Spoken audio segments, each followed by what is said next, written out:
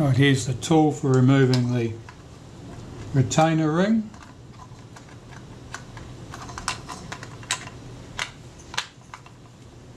You need to take some care when putting that tool in place to make sure you don't bash it against the rear surface of the rear lens group. Otherwise you could scratch or chip the glass, which would never do. Occasionally you see cameras that are outwardly in fine condition but have damage to the rear surface of the lens, and inevitably it's down to somebody slipping with a tool. And in rare cases I have seen it where a camera has been put aside for service because it had some loose component like a rewind knob or something like that that had come off, and the owner had helpfully popped it into the back of the camera so it wouldn't get lost, and of course with all the rattle of travel, whatever it was would just bounce up and down on the lens and cause absolutely amazing damage. Has to be seen to be believed. Alright, well that folding front action, that is very stiff in this case. It's normally I would see that sort of thing if it was filled with dust or sand, that sort of thing. The grease is probably quite heavily dried out. I've got to disassemble all the film and the focus helical. The front ring here couples, it has an arm that travels back here and it couples to a screw at this point, a post, which you'll see move backwards and forwards in that opening. That shifts the rangefinder backwards and forward in concert with the movement of this lever. So that's my next task, I think.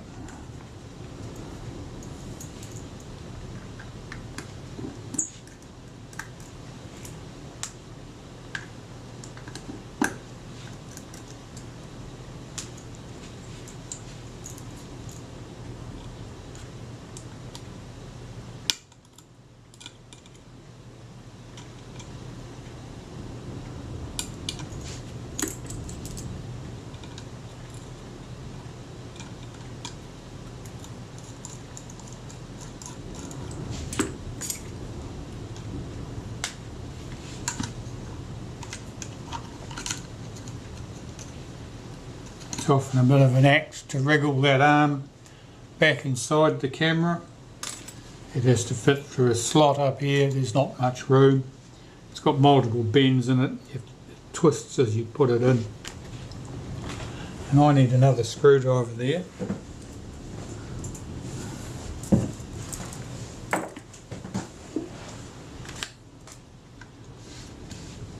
I'll remove this cover from the front here.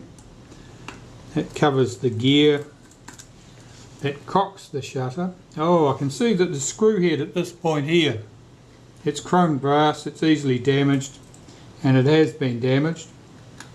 That tells me that someone has had that off in the past, and they have used a bad screwdriver or insufficient care, and they've damaged that screw.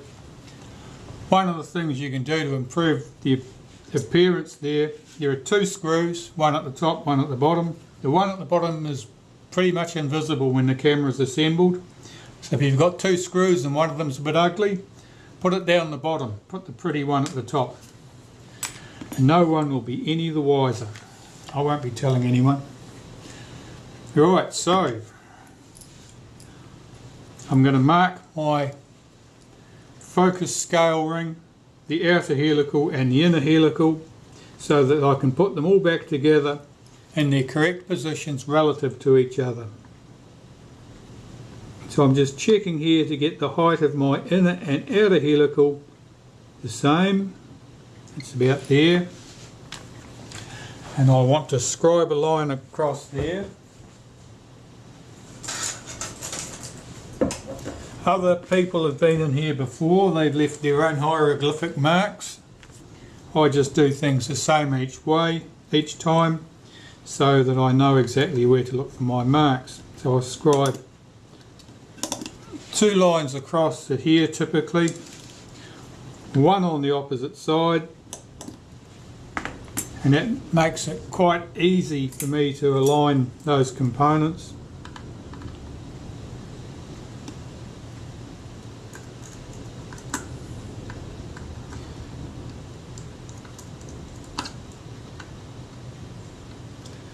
That way, if the focus was correct before you took the camera apart, as long as you put the components back together in exactly the same place, the focus will be correct after the camera is reassembled. It does assume that the last person in was just as careful, but that's usually the case.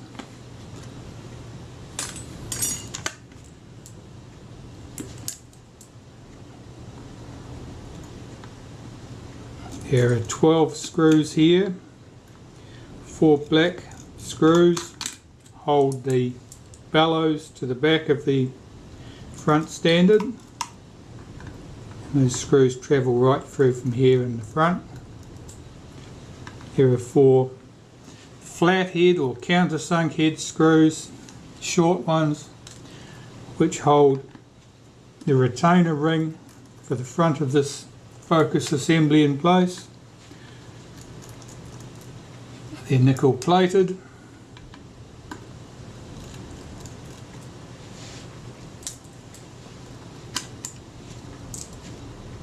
I'll remove the retainer ring. 2 of those screws that held the bellows in place just came out with it. Here's one of the others. It doesn't need to go through the cleaner. And there are 4 round-headed nickel-plated screws which hold the focus helical assembly onto the front standard itself.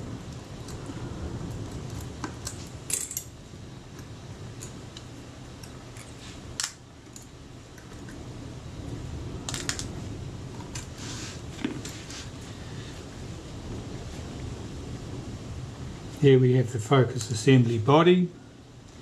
It's filled with very gooey looking grease, and the inner and outer helical, and they are very sticky. At least they move. To remove the bellows cover from the body requires loosening 2 screws at the top, 2 screws at the bottom. That screw was relatively easy to undo. These screws are often very tight. That one came off easily too. This screw here, this very short round head screw, that holds the retainer bracket for the transfer shaft that runs through from the cocking rack at the back of the camera through to the shutter at the front. So that's our 3 screws from the top, 2 screws from the base. These are usually harder to get out because they've had the added benefit of a little bit of glue. Pops down there. Let's see if we can pop a little drop of solvent on there. That was naphtha, cigarette lighter fluid.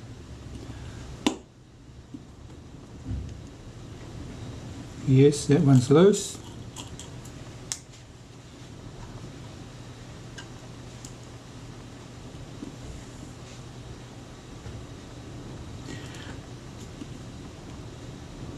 That one does not want to come loose, so it needs some brutal treatment.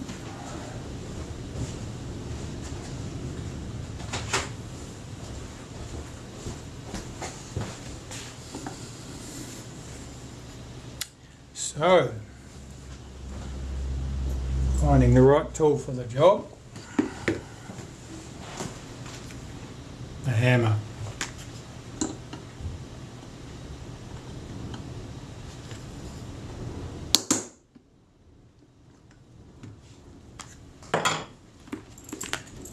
A couple of sharp taps while keeping some tension on that screw head is usually enough to loosen those components up.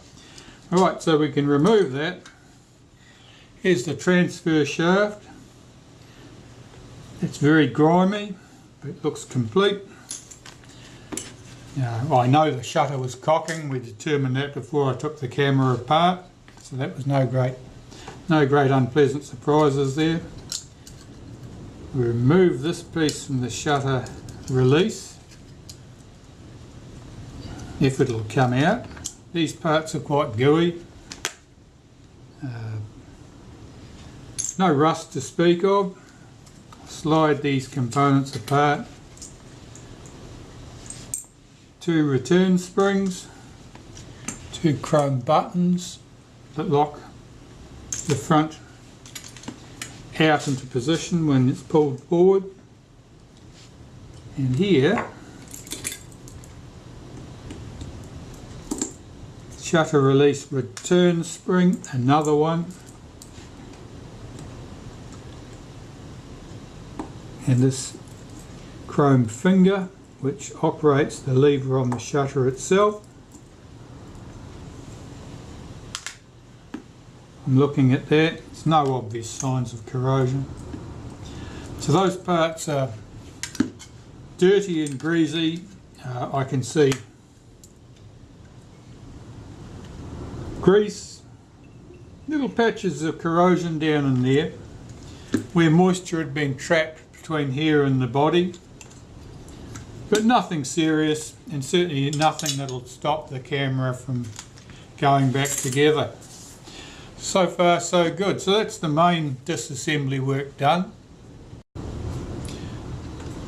Basically now I just have to clean that body, camera body, get it all cleaned up, remove all the traces of dirt, dust, grease, and have it nice and clean, ready for reassembly.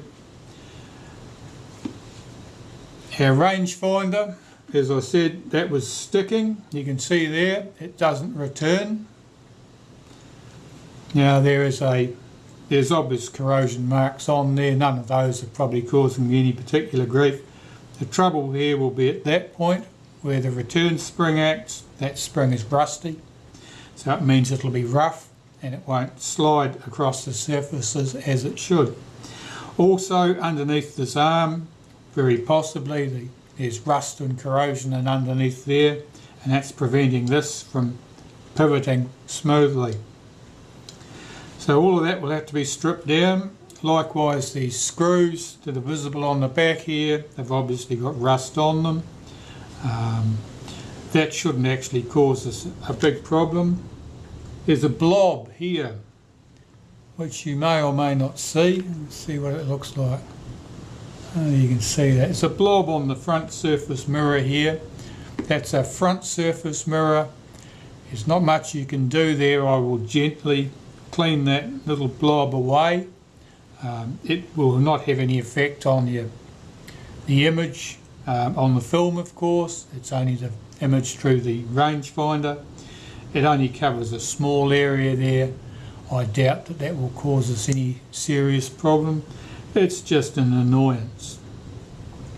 And the other glass components in here, the semi-silvered mirror, that looks to be in very good condition, and I'd say that'll clean up well. If I turn my attention to the shutter, which is the other major component to be cleaned at this time, I'll remove the rear lens group and check that. I can see dusty deposits on the surface of the lens, and I expect that will be corrosion products. Looking in closer in here, I can see rust on the diaphragm mechanism here. That may clean up. I think I'll probably be replacing a few pieces there. The diaphragm blades are not particularly easy to clean. Shutter blades you can usually polish successfully with a metal polish like Brasso. But diaphragm blades, because they have pins on them sticking up, it's very hard to polish them without catching your cloth on those pins and bending up the blades. So the diaphragm blades I will probably be forced to replace. The lens will probably clean. The front group, as I'd say, there's a drop of moisture had been trapped in there between those glass surfaces. I expect that that will clean away. I don't think there's a problem there. There's a single screw here that holds the front retainer ring in place. Now I can see that that's got rust stains on it. I think that'll just be a symptom of more things to be discovered. I will open this up and have a look.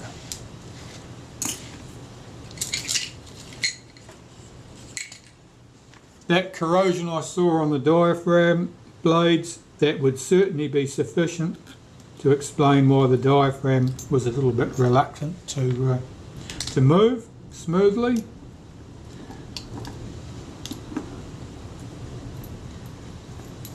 I'm checking these components as I go to see if there's any corrosion here. These two components look quite good. There's sufficient oil on them that it protected them from the water when this was dropped in the river. Alright, the shutter speed cam ring, I can see surface corrosion marks on the top, a couple of tiny ones on the inside and lots of dirt and grease. Inside the shutter, or the shutter release lever, a lot of dirty grease there, not really any corrosion. This little lever prevents you from pressing down the shutter release if the shutter's not cocked. That looked fine. This cam, that cocks the mainspring in the shutter. That looked okay. The main cocking ring, I can see a tiny patch of corrosion at this point. It's very minor. I expect that will clean off. Into more of the shutter itself. There's some quite obvious corrosion at this point. The shutter is cocked, but it does not release. This delay action timer, that's not holding it back. So the shutter is released at that point, but it's failing to move, which means that there's something is seriously unhappy in there. I'll see if I can unhook that spring. It'll be under tension.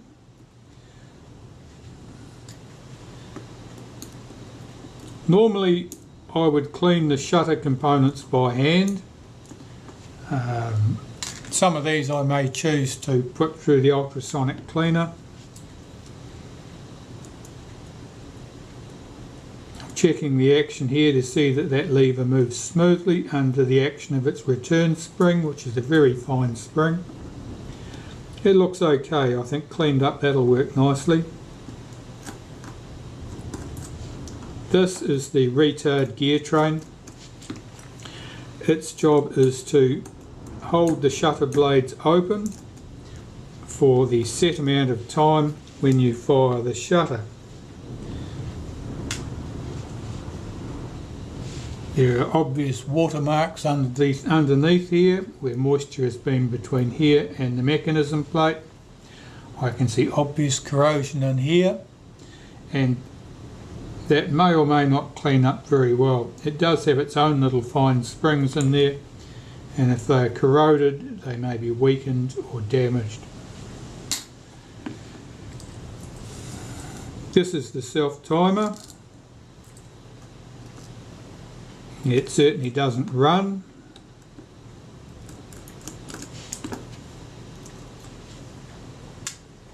Again, like the retard gear train, there's obvious corrosion in here. Some of the surfaces of those teeth in the gears may well be damaged from that corrosion and just be unwilling to slide over each other as they should. I'll keep digging here because I want to get down to the shutter blades and see what state they're in. The shutter blades, of course, are steel. They don't enjoy rust.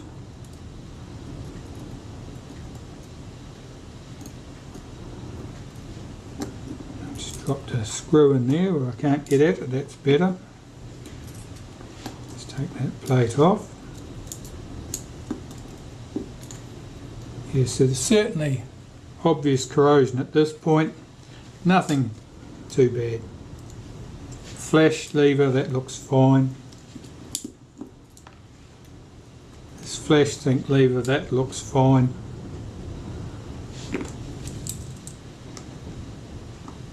This screw holds the B lever in place, and the B lever's job is to hold the shutter blades open when you set the shutter to B, while you've got your finger on the shutter release button. And as you lift your finger off the shutter release button, it should allow the shutter to close again. I need another pair of pliers.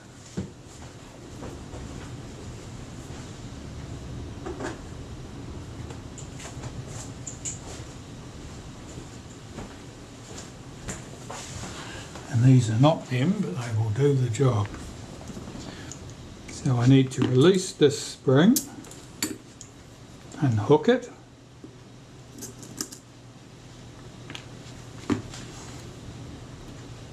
Spring looks fine. This lever here has got some corrosion patches on it. I'll have to see if they'll clean up. This little wheel here, the pallet wheel, runs on this little pallets, and that controls the speed that mechanism runs down at. That's for the flash sink. There are two flash sink speeds. There's X.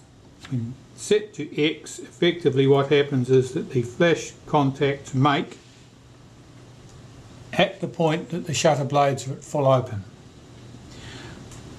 On the other setting, the M setting, the flash contacts actually make before the shutter fully opens, and that's to allow time for the flash bulb to reach peak brilliance before the exposure is made. So far so good. Turn my attention to the rear of the shutter again. I can certainly see corrosion round here, round in the where the retaining ring screws in, and that tells me that when the drowned camera was reputedly dried carefully, it wasn't dried quite enough, and moisture remained trapped around the back, which is hardly surprising. It's pretty near impossible to dry things out when there are multiple layers of components and the moisture stays trapped between those surfaces. I'm just checking these components. They look good. They're chrome, nickel plated brass, quite robust, and the case is good.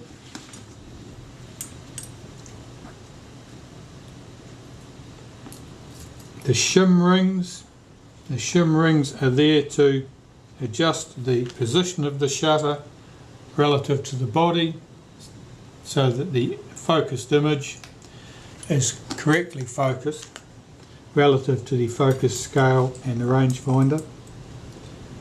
That allows the factory in the manufacturing process to assemble the camera body, including its rangefinder, to a known standard, and then adjust the position of the lens and shutter assembly when fitted to the camera to match the lens and shutter assembly to the body.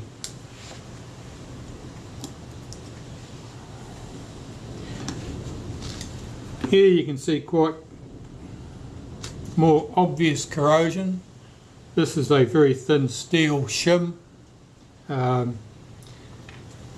Here is the aperture setting ring. You can see quite a bit of corrosion and oil and filth on that. This lever sets the self timer and the flash sync positions. Again, that's got quite obvious corrosion on it. And the shutter body itself, you may be able to see that. That is quite discoloured and corroded.